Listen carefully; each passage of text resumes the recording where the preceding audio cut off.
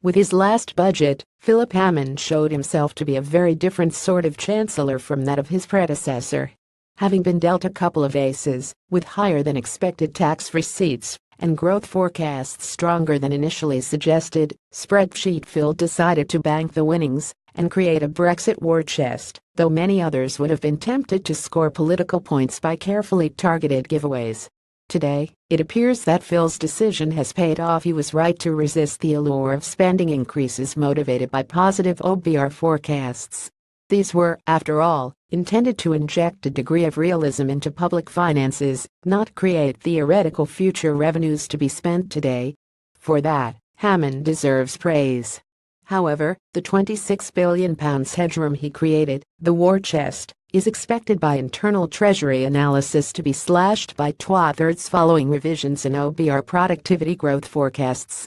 It is creating what some officials have labeled a bloodbath in the public finances.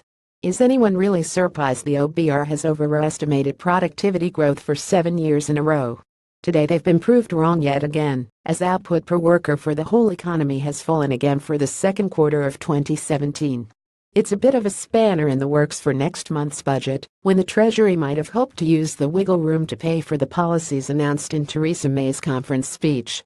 The tuition fees reform, freezing the fees at £9,250 per year and raising repayment threshold to £25,000, is expected to cost the taxpayer £2.3 billion a year.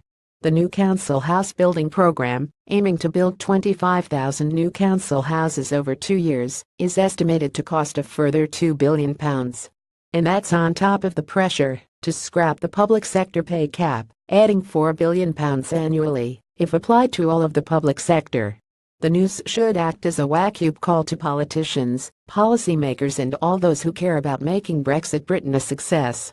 The productivity puzzle is not an abstract concept, but a real threat. Solving it should be at the forefront of government's agenda post-Brexit. And no matter which of the 4 theories of slow productivity growth one finds most attractive, it is clear that encouraging business and investment through cutting taxes and reducing unnecessary regulation is the surest way to growth. Take the United States in the 80s.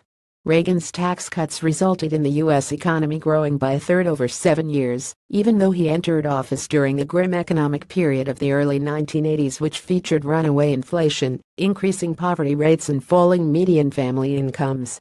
Reagan's 4-point plan of deregulation, tax cuts, spending reductions and anti-inflation measures was a staggering success.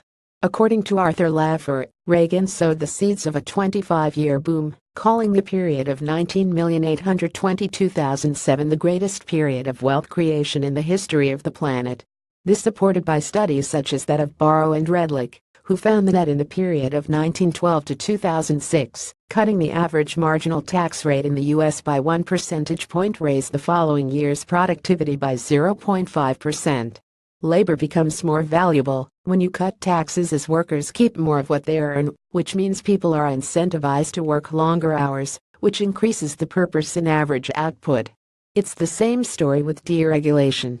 In a paper for the National Bureau of Economic Research, Alicina et al. Analyze OECD historical data to find a strong correlation between deregulation and level of investment in a given industry, with reduction of barriers to entry being the most important component.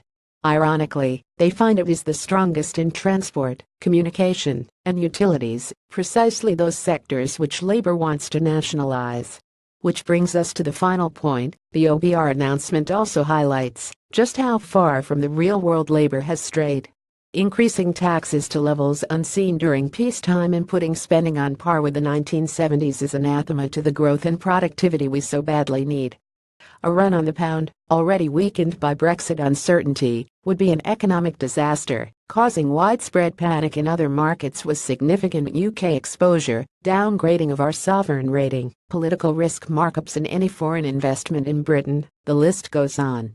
In his forthcoming budget, the Chancellor needs to be bold, stick to his guns and resist the pressure for any further significant spending increases.